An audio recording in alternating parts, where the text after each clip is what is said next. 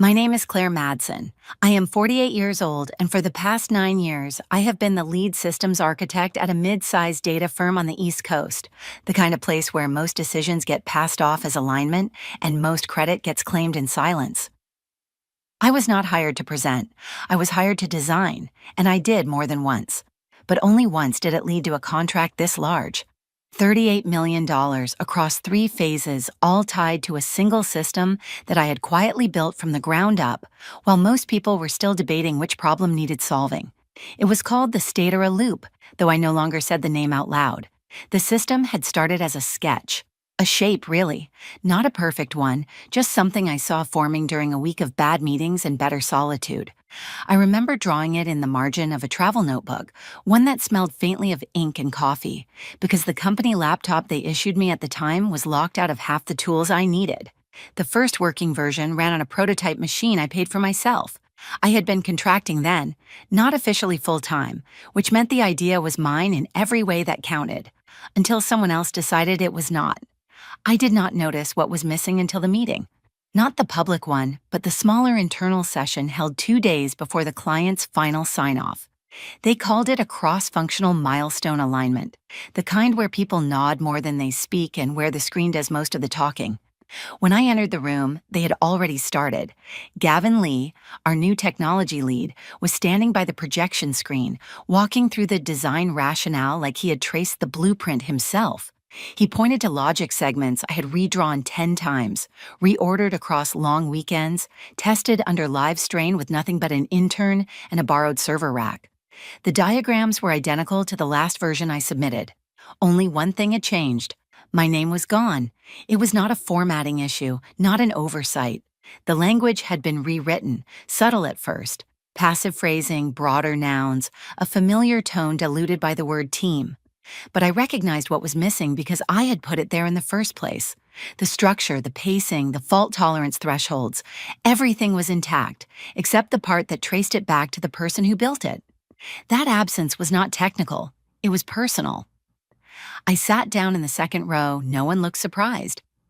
No one asked me to contribute. I listened as Gavin called the system a result of recent iterations. He used the word elegant and paused long enough for people to nod. He thanked no one by name. He never needed to.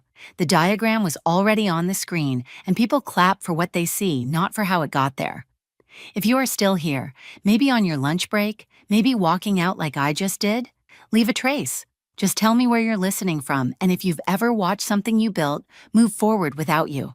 Because that's where the story begins, not in the erasure, but in the moment you decide to remember anyway. I didn't speak during the presentation. I didn't ask questions, I didn't correct the versioning or flag the omissions or explain that the system Gavin described only ran because I'd learned, through trial and late nights, what every other model had failed to anticipate. Instead, I waited. I listened. I let the room applaud the version that no longer had my name on it.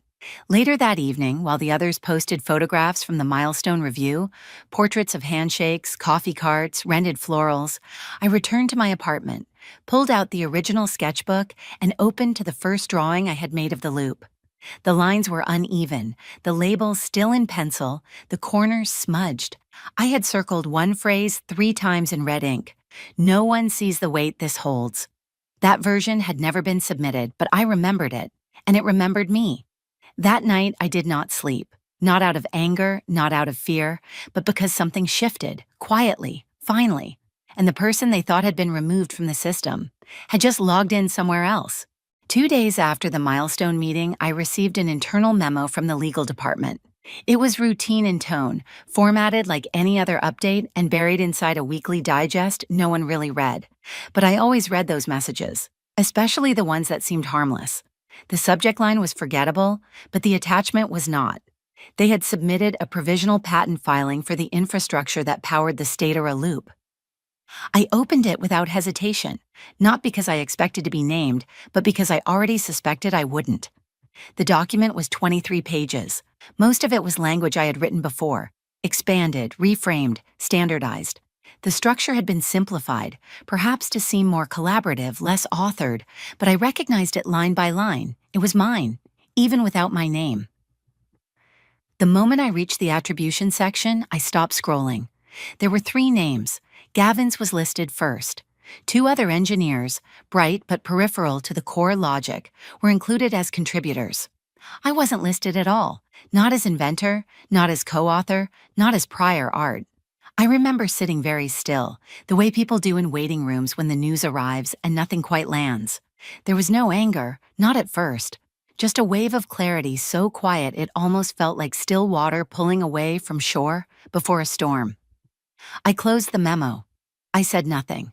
And that night, I began to trace my way back, not through their system, but through mine. Before Virion, before the full-time contract, before the long weeks of integration and alignment meetings, I had kept a pattern of documenting everything I built. Not because I planned for this, not because I mistrusted anyone in particular, but because I had learned early and quietly that systems are only stable if they can prove how they began. I had registered the early framework under my name nearly 2 years before, during my consulting phase, through a low-cost independent archive that asked no questions and issued a timestamp the same day. The file was submitted in my name, with diagrams drawn by hand and architecture notes printed on 3-ring paper torn at the edges. It wasn't perfect, but it was mine. The filing still existed. I checked. The registration code still pulled up my submission, still included my name, still showed the exact phrasing I had once written in a cafe when no one else believed in what I was sketching. The legal weight of that submission might not carry the same force as a corporate patent, but in a dispute it would raise questions. And questions, especially the quiet kind, can ruin deals before signatures dry. I did not tell anyone. I did not correct the record. I simply made a new one. That week, I opened a private company under a neutral name, something that didn't trace back to me, but that I could sign for when the time came. I transferred the rights to the original filing into that entity, not because I planned to fight, but because they had erased me from the document, and I needed something that still remembered. The next morning, I walked into the office just as the team was gathering for a product review. Gavin was there, confident and unhurried, speaking to one of the junior analysts about timelines. He caught my eye for a brief moment, not long enough to acknowledge, just long enough to assess. He smiled, the way some people do when they've already decided a question has been resolved. I smiled back, just slightly, because something had indeed been resolved, just not in the way he imagined. They thought the patent had closed the story, that the document would define ownership because it had a seal and a date and a filing number in a corporate archive. But ownership, at least in systems, is never decided by filings alone. It is decided by origin, by timestamps and quiet decisions, by the version someone saved when no one else was watching. And I had saved everything. There is a difference between contribution and authorship. Most people in our field understand that in theory, but not in practice. They think if enough hands pass over something, enough edits, enough meetings, it becomes collective by default. But systems are not stories. They do not rewrite themselves. And no matter how many times they are touched, they still remember who touched them first. A week after the internal filing, I asked for a copy of my original employment contract. It was a quiet request, routed through the human resources portal like any other document retrieval. No one questioned it. No one even asked why. The file arrived an hour later, with a polite note from someone new to the department. I opened it slowly, as if it might look different now. It did not. The terms were exactly as I remembered, a 6-month conversion path from contractor to employee, with no retroactive transfer of prior intellectual property unless explicitly agreed to in writing. There was no such agreement. I had declined it at the time, not because I expected this moment, but because I did not believe in signing away work that predated any salary. That clause had been overlooked. Or maybe Gavin assumed no one would go looking for it now. But I did. I read the paragraph twice. Then I printed it and placed it inside a folder I kept at home, one that was older than my role, older than the version of the company I now worked in. It held my sketches, my earliest notes, and now my contract. I was not building a case, I was preserving a record. Because in a place where everything gets updated without warning, I needed something that still held its shape. I did not forward the file. I did not leak it. I simply carried it with me the next time I met with the attorney I had trusted once before, back when the system was still an idea and I had not yet given it a name. We sat across from each other in a plain office above a stationery shop. No logo, no receptionist, just two chairs, a wooden desk, and a quiet understanding of why people come back to certain rooms. He read the clause, then he looked up at me and said only one thing. That changes the math. We spoke little after that. There was no strategy session, no dramatic plan, just quiet adjustments. A new contract, drafted under the name of the holding company I had opened the week prior. A simple document that recognized the original system as a pre-existing invention, now licensed by a third party. There were no announcements, no alerts, just a new paper trail built brick by brick beneath the one they thought they controlled. Back at the office, the system continued to run. Nothing had changed on the surface. The team still deployed updates. The engineers still ran tests. Gavin still spoke in summaries that sounded precise but revealed little. But the foundation had shifted. They just did not feel it yet. Because the thing about clauses is that they only matter when pressure hits, when something goes wrong or someone asks the right question. Until then, they live quietly in the background. Ignored, unread, underestimated, exactly where I needed mine to be. The name came to me on a walk. It was cold that morning, sharp and quiet, the kind of weather that makes decisions easier because there is no warmth to confuse clarity. I wasn't thinking about revenge. I wasn't even thinking about the company. I was thinking about weight. How some things settle deeper the longer they're left unspoken. I wanted something that sounded neutral, clean. Something that could sit inside a footnote and never draw attention unless someone already knew where to look. East Cliff Systems. It didn't mean anything, not directly. There is no cliff, no east. It was a name I had once scribbled in the corner of a notebook when I was trying to imagine what a company could look like if it were built without permission. Something quiet, unbranded, but structured enough to carry a signature. It sounded corporate but forgettable. And in that forgettability, it became useful. I registered it the same week Gavin finalized the internal press release about the upcoming integration milestone. He was quoted twice, in the tone of someone who had learned how to sound visionary without naming anything real. He spoke of agility, architecture, alignment, words that felt rehearsed, words I had once believed in. While his name appeared on the bulletin, mine appeared elsewhere, on a formation document filed through a legal intermediary in a different state. The paperwork listed East Cliff Systems as a technical consultancy with rights to license original infrastructure under negotiated terms. There was no mention of Virion, no mention of me, just a signature, a postal address, and a clause that mirrored the one they had overlooked in my employment contract. Once the entity was in place, I began shifting, not loudly, not all at once, just small changes. Documents reprinted with East Cliff listed in the header, licensing language inserted in the metadata of architecture briefs that had not yet been sent to clients. Enough to create a pattern if someone knew where to follow it, but not enough to alarm the people too busy preparing their own slide decks.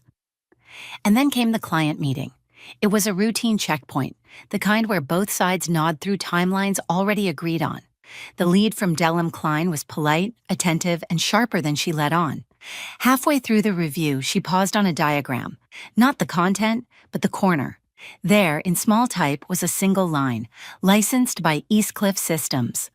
She tilted her head slightly. Not a challenge, just curiosity. Gavin answered before I could speak. "That's one of our sub-vendors," he said smoothly. "We brought them in during the prototyping phase." She nodded, wrote nothing, and moved on.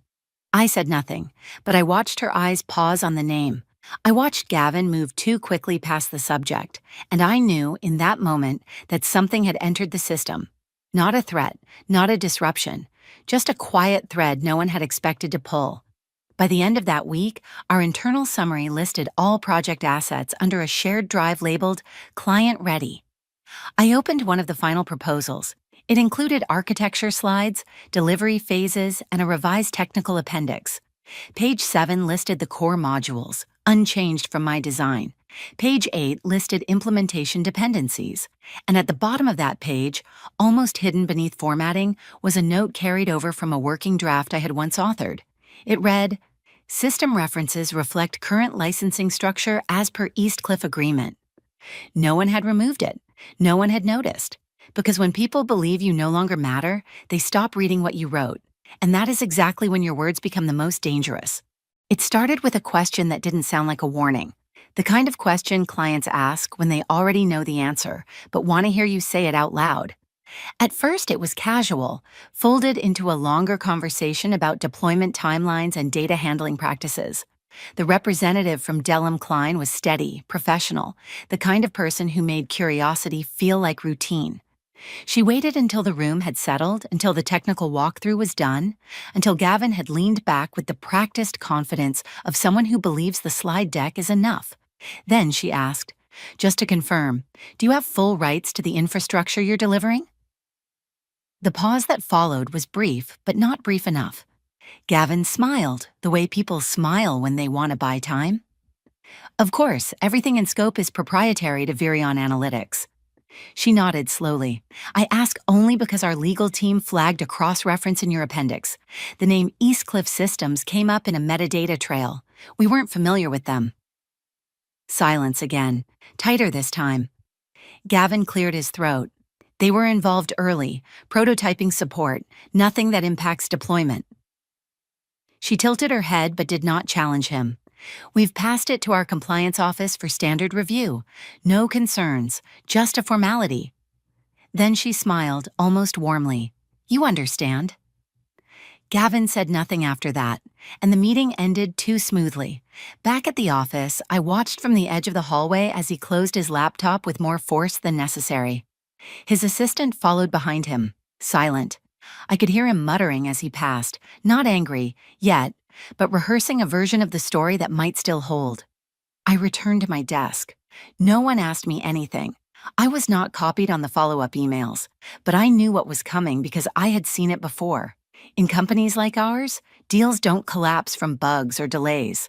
They collapse from documents. Missing ones, conflicting ones, documents that do not say what people expected them to say. And no one sees the damage until someone outside the building asks the wrong version of the right question. 2 days later, an internal message appeared in the general legal channel. It was brief. Flagged item, confirm licensing origin for architecture sequence and client materials. Cross-check with procurement. No one tagged me, but I had written the original version of that sequence, and I had watched it change hands without ever leaving my laptop.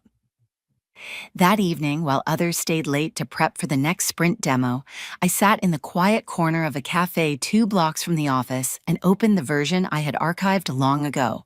The one with the clause at the bottom, the one that named Eastcliff as the licensing party for the first 12 months of use, unless reissued in writing. They had never reissued it. They had never even asked, because people like Gavin do not expect systems to remember. They expect people to forget.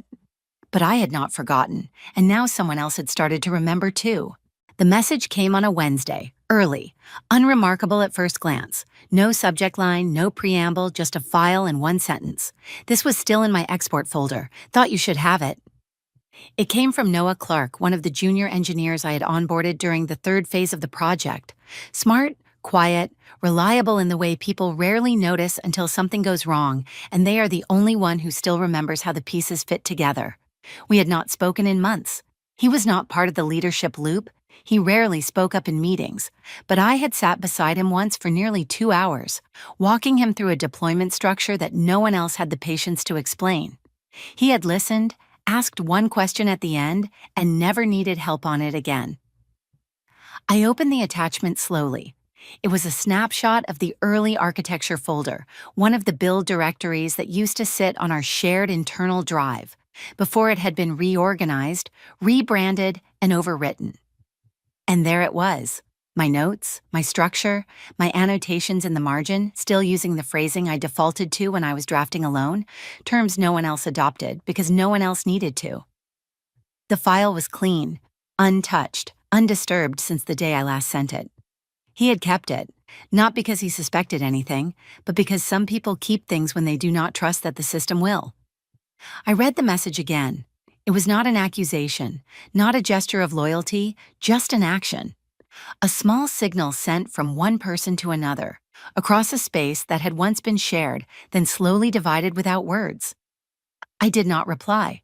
Not because I was ungrateful, but because I understood the weight of silence. Because if someone like Noah had noticed what was missing, then someone else would too. And not everyone would be as discreet.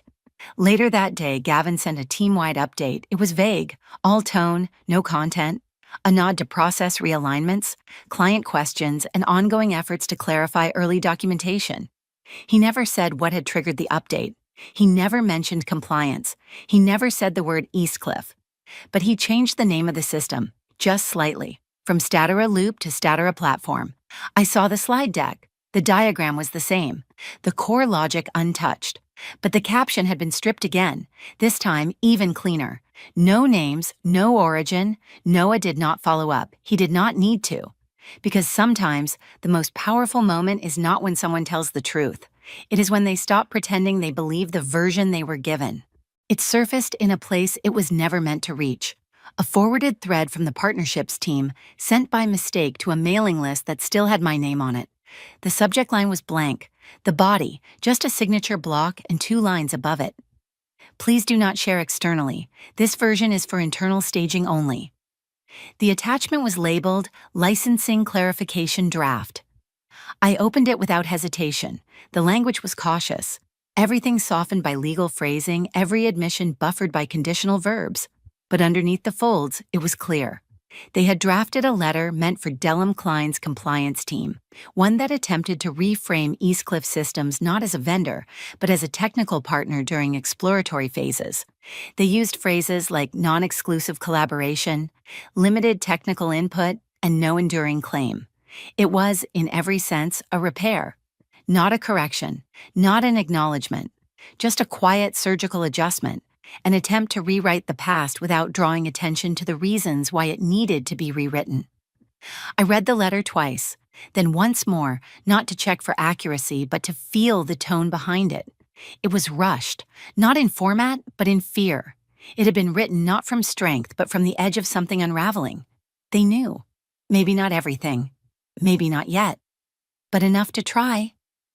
I closed the email and said nothing. I did not reply. I did not alert the sender.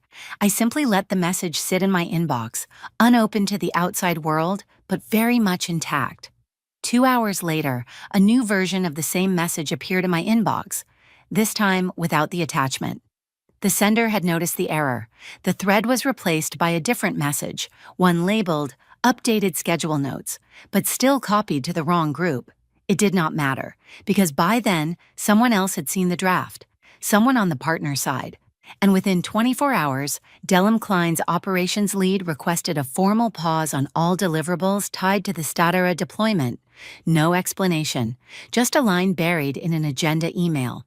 Pending documentation review, we're holding technical sign-off until clarification is complete. Gavin did not address it in our next internal briefing. He talked instead about focus, about team resilience, about how important it was to maintain internal alignment during complex negotiations. But his voice had changed, not in tone, but in texture. It was thinner, as if he was beginning to hear the room differently, as if he could sense that the version he had tried to control was no longer syncing with the version others had begun to trace. And still, I said nothing, because silence, when timed correctly, does not need to raise its voice. It only needs to wait for the wrong document to land in the right inbox. It came at 9:42 p.m., long after the office had gone quiet, long after the team had finished pretending nothing was wrong. The subject line read like a handshake held out too late. Quick alignment? It was from Gavin. No assistant copied, no legal tone, just a short personal message addressed only to me. He opened with familiarity, the kind used when someone wants to sound reasonable without admitting anything happened. He said he appreciated my historical involvement with the system. He said there had been some confusion around documentation timelines. He asked if I would be open to a brief conversation to reset context. Then one sentence at the very end, let's make sure this doesn't escalate into something that distracts from the work we both care about. I read it once, not twice, not slowly, just once. Then I clicked forward. The recipient, our general counsel's public inbox. I added one line above Gavin's original message. Please route future communication through formal channels.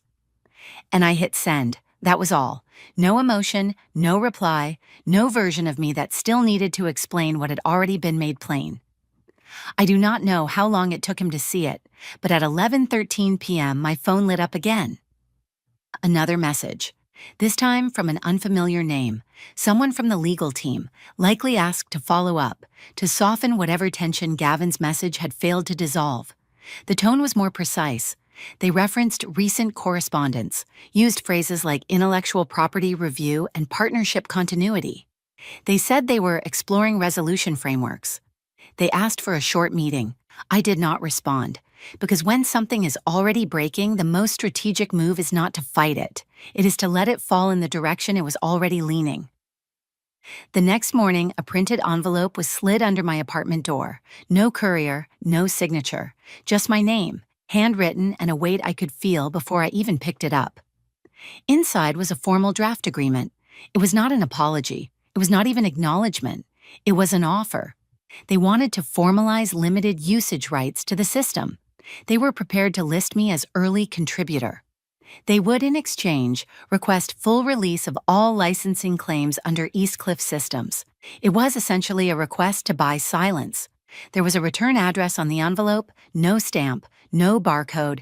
It had been placed, not sent, and that mattered, because in their rush to contain what had already begun to unspool, they still believed this could be managed with paper. But paper never built the system, and it would not be enough to hold what had already shifted. The invitation went out quietly, just a line on a conference agenda, slotted between a panel on post-regulatory intelligence and a case study no one expected to attend. No spotlight, no banner, but someone noticed, and that was enough. The room filled faster than I expected, not packed, but purposeful. The kind of room where people come early, not for the topic, but for the silence they know is about to be broken. I stood alone at the podium, no title behind me, no logo in the corner of the slides, just a single phrase projected on the screen. Origin is not a timestamp, it's a signature. I did not begin with names. I did not retell the story. I simply presented the structure, the new one, the system that had evolved in the quiet, rebuilt not from memory but from clarity. I called it Statera Nova, not a rebrand, not a revenge, just a system free from the weight of what had been erased. It ran cleaner, faster, the logic refined, the fault handling smarter. But the backbone, the idea, remained. It had simply shed the names that tried to overwrite it.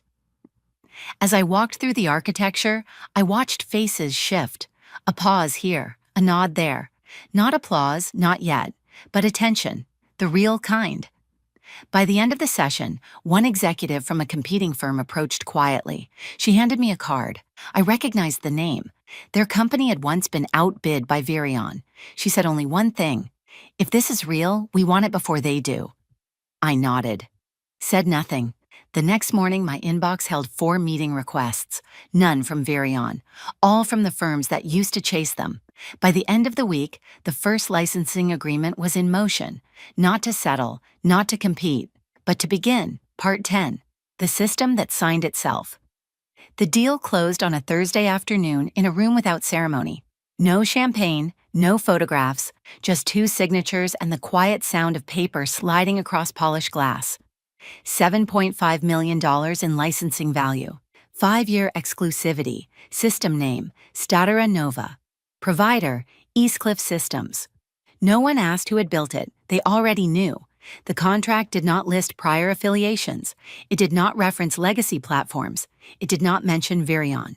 But in the legal appendix, buried beneath technical scope and delivery terms, one clause stood alone. All intellectual infrastructure derived from pre-existing models authored prior to organizational engagement shall retain original identity. That was the final line I added, not to protect myself, but to remind them, because some systems do not need a brand, they need a boundary. 3 weeks later, Virion's announcement came. A short press release, language about strategic restructuring, unexpected contract delays, and leadership transitions. Gavin's name was not in it, neither was mine, but I recognized the silence. It was the same kind they left behind in the room where I was first erased. Only this time, I wasn't standing in that room. I was already building the next one.